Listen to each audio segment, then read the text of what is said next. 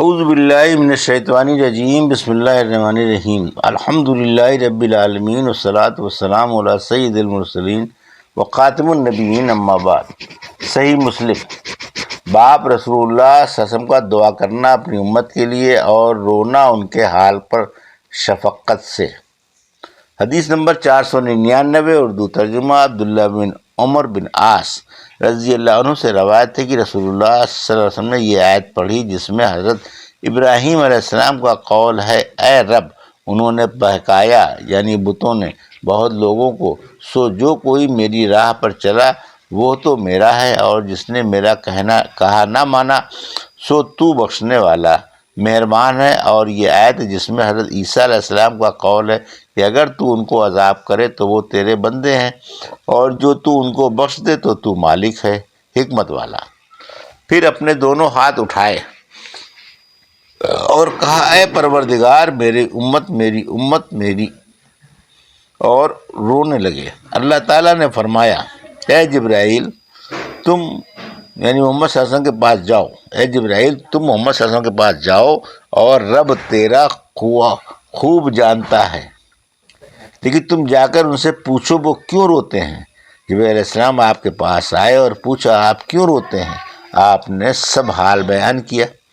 جبرائیل علیہ السلام نے اللہ تعالیٰ سے جا کر عرض کیا، حالانکہ وہ خوب جانتا تھا۔ اللہ تعالیٰ نے فرمایا، اے جبرائیل، محمد صلی اللہ علیہ وسلم کے پاس جا اور کہہ، ہم تم کو خوش کر دیں گے تمہاری امت میں اور ناراض نہیں کریں گے۔ باپ، جو شخص کفر پر مرے وہ جہنم میں جائے گا اور اس کی شفاعت نہ ہوگی، اور بزرگوں کی بزرگی اس کے کچھ کام نہ آئے گی۔ حدیث نمبر 500، اردو ترجمہ انس رضی اللہ عنہ سے روایت ہے کہ ایک شخص نے پوچھا، یا رسول اللہ صلی اللہ علیہ وسلم، میرا باپ کہاں ہے؟ آپ نے فرمایا، دوزخ میں۔ جب وہ پیٹھ موڑ کر چلا تو آپ نے اس کو بلوایا اور فرمایا کہ میرا باپ اور تیرا باپ دونوں جہنم میں ہیں۔ باپ، اللہ تعالیٰ کا یہ فرمان کہ اپنے قریبی رشتہ داروں کو ڈرائیں۔ حدیث نمبر 501، اردو ترجمہ ابو ہریرہ رضی اللہ عنہ سے روایت ہے، جب یہ آیت اتری، ڈرا تو اپنے کنبے والوں کو، تو رسول اللہ صلی اللہ علیہ وسلم نے قریش کے لوگوں کو بلا بھیجا۔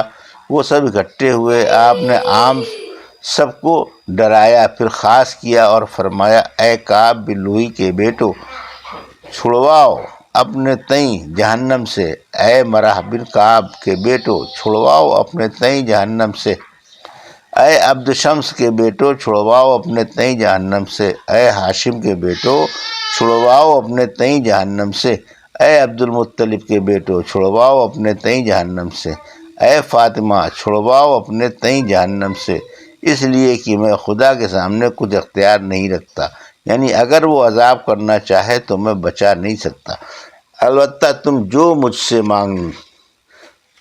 مجھ سے ناطا رکھتے ہو اس کو میں جوڑتا رہوں گا، یعنی دنیا میں تمہارے ساتھ احسان کرتا رہوں گا۔ حدیث نمبر 502، اردو ترجمہ مذکورہ بالا حدیث اس سند سے بھی مروی ہے۔ حدیث نمبر 503، اردو ترجمہ ام المومنین عائشہ رضی اللہ عنہا سے روایت ہے، جب یہ آیت اتری، ذرا تو اپنے کنبے والوں کو، تو رسول اللہ صلی اللہ علیہ وسلم صفا پہاڑ پر کھڑے ہوئے اور فرمایا، اے فاطمہ محمد کی بیٹی، اور اے صفیہ عبد المطلب کی بیٹی، اور اے عبد المطلب کے بیٹو، میں خدا کے سامنے تم کو نہیں بچا سکتا، البتہ میرے مال میں سے جو تم جی چاہے مانگ لو۔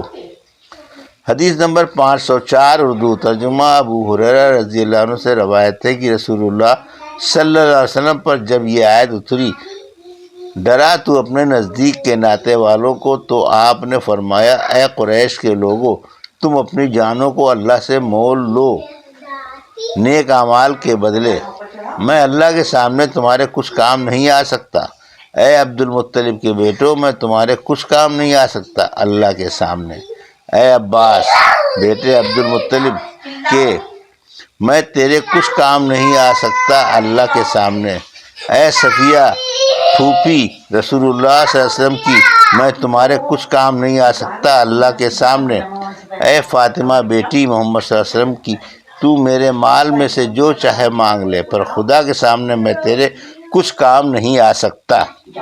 حدیث نمبر 505 اردو ترجمہ، اس سند سے بھی مذکورہ بالا حدیث مروی ہے۔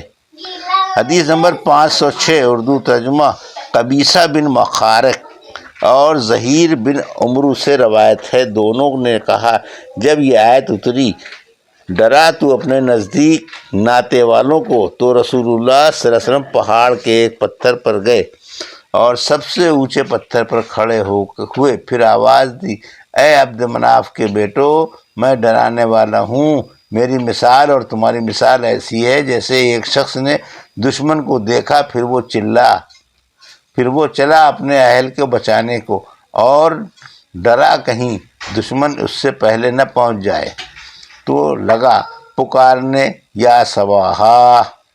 حدیث نمبر 507 اردو ترجمہ، مذکورہ بالا حدیث اس سند سے بھی منقول ہے۔ حدیث نمبر 508 اردو ترجمہ، ابن عباس رضی اللہ عنہما سے روایت ہے، جب یہ آیت اتری، ڈرا تو اپنے نزدیک رشتہ داروں کو، اپنی قوم کے مخلص سچے لوگوں کو، تو رسول اللہ صلی اللہ علیہ وسلم نکلے، یہاں تک کہ آپ صفا پہاڑ پر چڑھ گئے اور پکارا، یا صباحا۔ لوگوں نے کہا یہ کون پکارتا ہے؟ انہوں نے کہا محمد صلی اللہ علیہ وسلم ہے۔ پھر سب لوگ آپ کے پاس اکٹھے ہوئے۔ آپ نے فرمایا، اے فلانے کے بیٹو، اے فلانے کے بیٹو، اے فلانے کے بیٹو، اے عبد مناف کے بیٹو، اے عبد المطلب کے بیٹو۔ وہ سب اکٹھے ہوئے تو آپ نے فرمایا، تم کیا سمجھتے ہو اگر میں تم سے کہوں کہ اس پہاڑ کے نیچے سوار ہیں تو تم میری بات مانو گے؟ انہوں نے کہا ہاں۔ کہا ہم نے تو تمہاری کوئی بات جھوٹ نہیں پائی ہے۔ آپ نے فرمایا، تو پھر میں تم کو ڈراتا ہوں سخت عذاب سے۔ ابو لہب نے کہا، خرابی ہو تمہاری، تم نے ہم سب کو اسی لیے جمع کیا۔ پھر وہ کھڑا ہوا، اس وقت یہ سورت اتری، تبت یدا ابی لہب، یعنی ہلاک ہو دونوں ہاتھ ابو لہب کے اور ہلاک ہوا وہ۔ آمش نے اس سورت کو یوں ہی پڑھا آخر تک، یعنی قد کا حرف زیادہ کیا، اور مشہور قرات تب ہے بغیر قد کے۔ حدیث نمبر 509 اس سند سے بھی مذکورہ بالا حدیث مروی ہے۔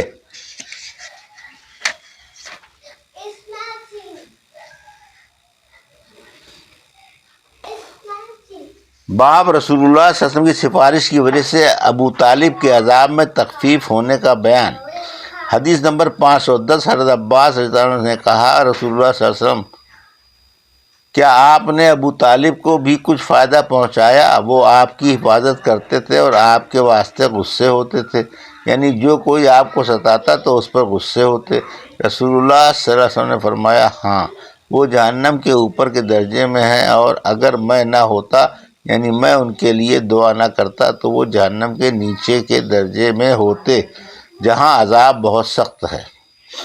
حدیث نمبر 511 اردو ترجمہ، عبداللہ بن حارث رضی اللہ عنہ سے روایت ہے، میں نے سنا عباس رضی اللہ عنہ سے، وہ کہتے تھے، میں نے کہا، یا رسول اللہ، ابو طالب آپ کا بچاؤ کرتے تھے اور آپ کی مدد کرتے تھے اور آپ کے لیے لوگوں پر غصہ کرتے تھے، تو ان کو کچھ فائدہ ہوا ان باتوں سے؟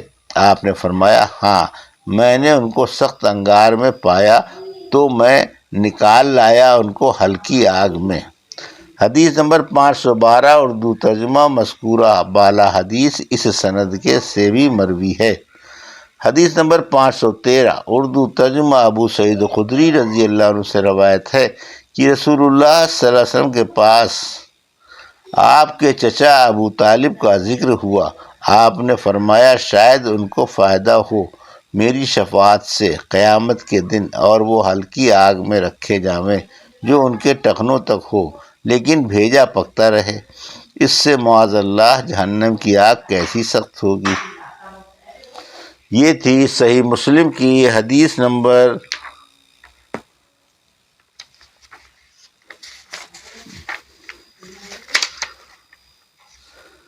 499 سے حدیث نمبر 513 کا اردو ترجمہ جو ابھی آپ نے سماعت فرمایا۔ اللہ سے دعا ہے کہ اللہ میں حدیثوں کی صحیح سمجھ عطا فرما اور ان پر عمل کرنے کی توفیق عطا فرما، آمین یا رب العالمین۔